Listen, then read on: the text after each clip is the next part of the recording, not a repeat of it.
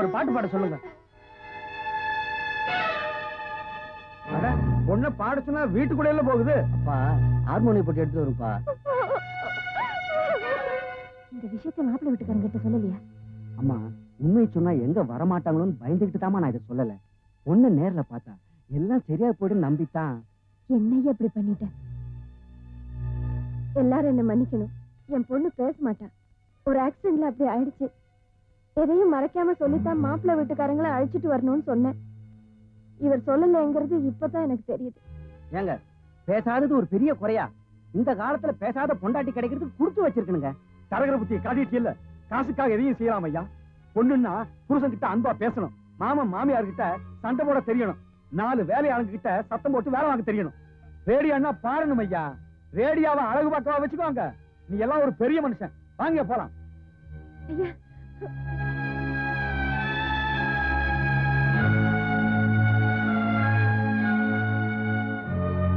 ஏமா உஷாமா பொண்ணு பார்த்துட்டு போறாங்களா? சொல்லி அனுப்பியிருந்தா நானும் வந்து எல்லா வேலையும் பார்த்துருப்பேன்ல. ஆமா மாப்பிள்ளைக்கு பொண்ணு பிடிச்சிருக்கா? எப்பமா கல்யாணம்? என்னம்மா ஏன் அழுகுறீங்க? எல்லாம் வழக்கம் போல நடந்து போச்சுப்பா. பாடாத ரேடியோ வாங்கம்மா போயிட்டாங்க. உஷாமா எங்க இருக்காங்க? உள்ளதா இருக்க.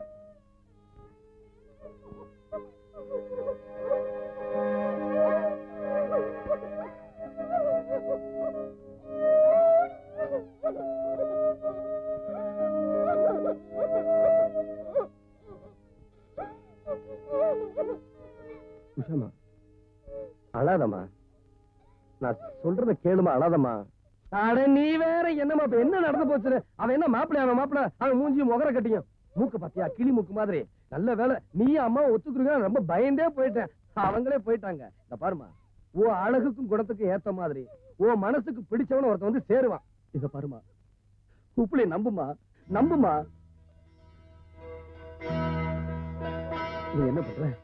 எத்தனை என்ன உப்புளியப்பன் தோண 108 தடவை எழுதி அவருக்கு மாலை போடு நீ. அப்புறம் பாருமா என்ன நடக்குதுன்னு. சிரிமா சிரிமா சிரிமா. அந்த வரமா சிரிமா.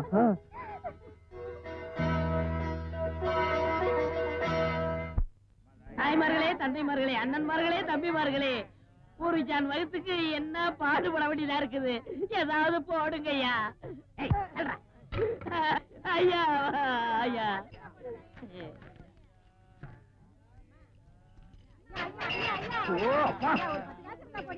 என்னடா இது நாடு? உங்களால யாரும் கோயிலுக்கே வர முடியலடா. வாழ் வாழ் கட்டாதீங்கடா. ஐயா ஐயா, ஏதாவது பிச்சை போடுங்க ஐயா. என்னடா அது? இவ்வளவு ரெண்டு உடம்பு வச்சுட்டு பிச்சை எடுக்கிற உனக்கு வெக்கமா இல்ல? எவனதான் எந்த வியாபாரம் பண்ண விட மாட்டேங்கிறீங்களே. அவன் இவன் ஏடா உடம்பு பேசணும் அப்படியே எத்திரும் பாத்துக்க. இல்ல டேய், கோவில் தர்மகர்த்தாகிட்ட சொல்லி உன்னை பிச்சை எடுக்க விடாம பண்றேன். இங்க இல்லன்னா நான் பழனிக்கு போறேன். அங்கேயும் தோர்த்தனா? திருப்பதி போறேன். அங்கேயும் தோர்த்தனா? திருப்பதி போறேன். அட அங்கேயும் தோர்த்தனா? அட விடுங்கண்ணே, தமிழ்நாடு இல்லன்னா இமயமலைக்கு போறேன். இந்தியாவில பிச்சை எடுக்க இடம் இல்ல. இந்தியாவில பிச்சை எடுக்கிறதுக்கு தான் இடம். பாரு ரவுண்டு கட்டி உட்கார்ந்து இருக்கீங்களேடா. டேய், ஏற்பது இகழ்ச்சின்னு அவையார் சொல்லிருக்காங்க. அதே அவையார் தான் ஐயா மட்டும் ஒண்ணுன்னு சொல்லிருக்காங்க. ஐயோ, பதிலுக்கு பதில் வார்த்தையை கண்டுபிடிச்சிருக்காயா இவன்? என்ன பிசினஸ் கிடைக்காது போங்கண்ணே. டேய், பிசினஸ் ஆடா இது? லட்சக்கணக்கில் முதலீடு போட்டு பிசினஸ் பண்ற. உனக்கு முதலீடு ஒரு கையை ஒரு தட்டும் தானடா. ஐயா பிச்சை கொடுங்க ஐயா. எனக்கு தெரியும் ஐயா. ஐயா ஐயா ஐயா ஐயா ஐயா, அவனுக்கு பிச்சை போடாதீங்கய்யா.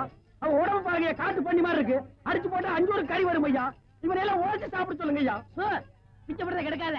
நம்ப வச்சிருக்க மண்டை உடைச்சு முடியாது. போயா முதலாளி, இது வரைக்கும் உங்களை எதிர்க்கிற தைரியம் ஆம்பளை அதிகாரிகளுக்கே இருந்தது இல்ல. ஆனா இந்த பொம்பளை புத்தக பணத்தை கட்டலன்னா நாம உழுது பயிர் செய்த கோயில் நிலத்துல அறுவடை பண்ணக்கூடாதுன்னு உங்களுக்கே நோட்டீஸ் விடுவாளா? எல்லாம் உப்புளியப்பம் கொடுக்கிற தைரியங்க. யார் யார் எப்படி நடக்கிறதுன்னு எனக்கு தெரியும். என்ன நடக்குதுன்னு பார். அத்தை அத்தை போங்கடா. இது நம்ம அத்தை வீடுதான். சீர்தட்டுல கொண்டு போய் ஒழுங்கா வச்சுட்டு நீங்க வெளியே வந்துருங்க. போங்க போங்க போங்க. ஆனா சீக்கிரம் வச்சுட்டு வாங்கடா. அத்தை அத்தை. என்னது சீர்வரிசை மாதிரி? சீர்வரிசை தான் அத்தை. உங்க பொண்ணு எனக்கு ரொம்ப பிடிச்சு போச்சு அத்தை. விஷயத்தை கேள்விப்பட்டோன்னு மனசுக்கு ரொம்ப கஷ்டமாயிருச்சா. பொண்ணு பார்க்க வந்தவங்களா அவங்க பொண்ணை பாடாத ரேடியோன்னு சொல்லிட்டு போயிட்டாங்கன்னு கேள்விப்பட்டோன்னு மனசு ரொம்ப கஷ்டமாயிருச்சு. நீங்க சரின்னு ஒரு வார்த்தை சொல்லுங்க. உங்க பொண்ணை தாலி கட்டி நான் பொண்டாட்டி ஆயிக்கிறேன். ரொம்ப அவசரப்படுறீங்களா? நீங்க சும்மா இருங்க. நம்ம நல்ல காலத்துல தள்ளி போடக்கூடாது. அதெல்லாம் அப்பப்ப முடிச்சிடணும். எதுக்கு வீணா சிரமப்படுறீங்க? உங்க வசதிக்கு ஈடு கொடுக்க முடியாத இடம், வாய் பேசாத பொண்ணு, இவ்வளவு நீங்க கட்டிக்கிறீங்கன்னா உங்க பிளான் என்னன்னு தெரியாதா? எதுக்கு சுத்தி வளைச்சு பேசுறீங்க? உங்க குத்தக விஷயத்தை நான் கண்டுக்காம இருக்கணும், அவ்வளவுதானே? சரி, எவ்வளவு தருவீங்க சொல்லுங்க. என்னங்க நிஜமா தான் சொல்றீங்களா? ஆமா, உண்மையத்தான் சொல்றேன். என் பொண்ணுக்கு ஒரு நல்ல இடமா பேசி வச்சிருக்கேன். வரதட்சணை கொஞ்சம் அதிகமா எதிர்பார்க்கறாங்க. ஏன்னா என் பொண்ணு நிலைமை அப்படி. ஆஹா, ராஜே அந்த பையனை கொண்டு வாடா. நான் வந்த காரியம் இவ்வளவு சுலபமா முடியும்னு எதிர்பார்க்கவே இல்லை. கவர்மெண்ட்டுக்கு பணத்தை கொடுக்கறதுல நம்ம 2 பேருக்குமே லாபம் இல்லை. இப்ப பாருங்க, உங்களுக்கு 1 லட்சம், உங்களுக்கு 1.5 லட்சம் லாபம் தானே? சரியா சொன்னீங்க. ராஜு ஐயா கொண்டாடா, பணத்தை கொடுக்கலாம். சரியா இருக்குமா? சரியா இருக்குங்க. இந்தாங்கம்மா, எண்ணி பாத்துக்க. சே எண்ணி பாக்குறதா? உங்களை நான் நம்புறேன். வெயிட் பண்ணுங்க.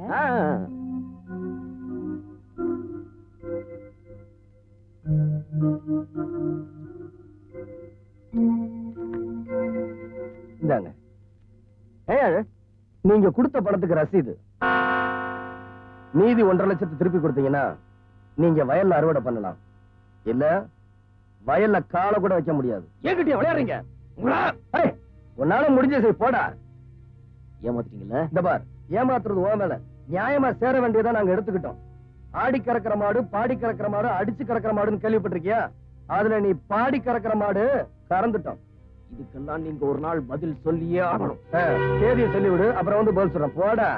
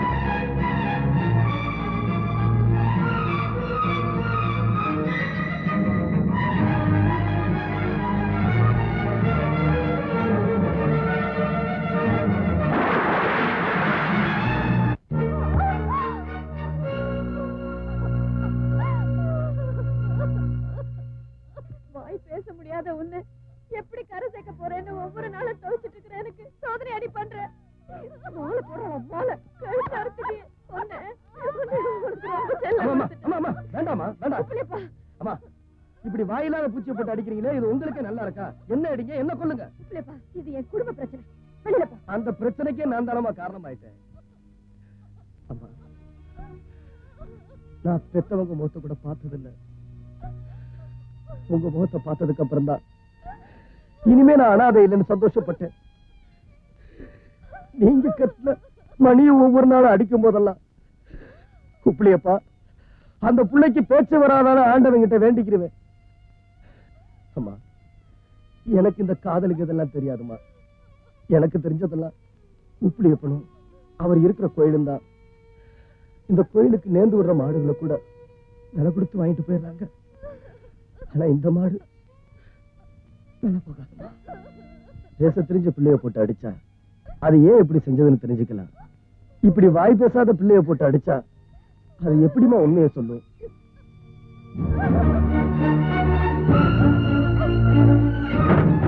உஷா, உஷாமா கதவை தரமா நான் சொல்றத கேளுமா உஷா அம்மா உஷா உள்ள ஏதோ எழுதிக்கிட்டு இருக்கு எனக்கு ரொம்ப பயமா இருக்கு உஷா உஷா நான் ஏதோ புத்தி கெட்டத்தனமா உன்னை அடிச்சுட்டேன் என்ன மன்னிச்சிரு உஷா நீ அவசரப்பட்டு இந்த முடிவுக்கு வந்துடாத இப்ப நீ கதவை திறக்கணும் நான் உடைச்சிட்டு வந்துருவேன் உஷா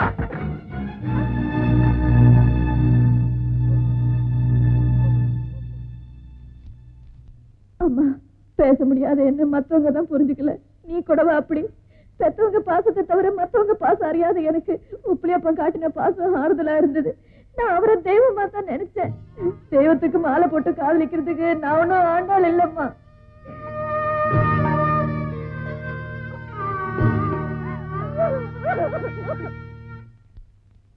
உப்ளியப்பா ஒன்னத்தையும் தாயிட்டு வர்றேன் அருளாய் கணத்துல குதிச்சுட்டாப்பா பயப்படுறதுக்கு ஒண்ணும் இல்ல காப்பாத்திட்டாங்க ஆனா உன்னை பஞ்சாயத்துல தேடுறாங்கப்பா நான் ஆசைப்பட்டது கிடைக்கலன்னு தெரிஞ்சதுக்கு அப்புறம் நான் எதுக்காக என் உயிரோட இருக்கணும் என்னம்மா இது ஊரு பூரா தெரியும் நீங்க 2 பேரும் ஒரு இதுவா இருக்கிறது அப்புறம் என்ன ஜாடமாடா பேசிக்கிட்டு அரசாயி சொல்றது உண்மைங்க உப்புளியப்பனும் அரசாயும் ஒருத்தருக்கு ஒருத்தர் விரும்புறாங்க அவங்க 2 பேரும் ஒன்னா நெருங்கி பழகினத நான் நேரிலேயே பார்த்தேன் ஐயா இந்த பொண்ணுகிட்ட எந்த தப்பான எண்ணத்திலையும் நான் பழகல எந்த களங்கமும் இல்லாம பழகுனேன் விளையாட்டு இப்ப விளையா போயிருச்சு என்ன விளையாட்டு அம்மா அப்பா விளையாட்டா யார் இந்த கதை விடுற களங்கம் எல்லாம் விளையாடணும் அப்படி களங்கம் எல்லாம் விளையாடுறதுக்கு அரசா என்ன சின்ன பாப்பாவையா ஒரு வயசு பொண்ணு வெக்கத்தை விட்டு ஊர் முன்னால வந்து சொல்லுது இதை நம்ம அலட்சியப்படுத்தலாமாயா இவனை சும்மா விடக்கூடாது அடிச்சு ஊரை விட்டே துரத்தணும்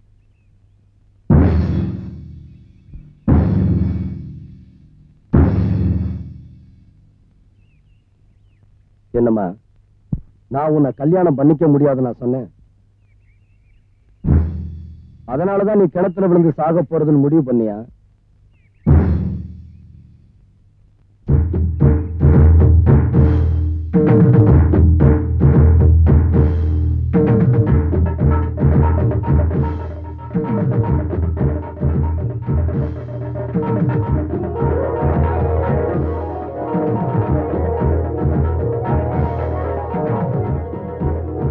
இனிமே அரசாய் கிணத்துல விட மாட்டா அவளை நான் ஏமாத்தல தாலி கட்டிட்டேன் பிரச்சனை முடிஞ்சு போச்சு இப்ப என்ன சொல்றீங்க அவ எப்படி செத்துருந்தா அவரே சாகலைய அப்புறம் என்ன பஞ்சாயத்து இந்த கல்யாணத்தை ஒத்துக்கிடுச்சு இன்னமே பொண்ணு மாப்பிள்ள சந்தோஷமா இருக்கணும்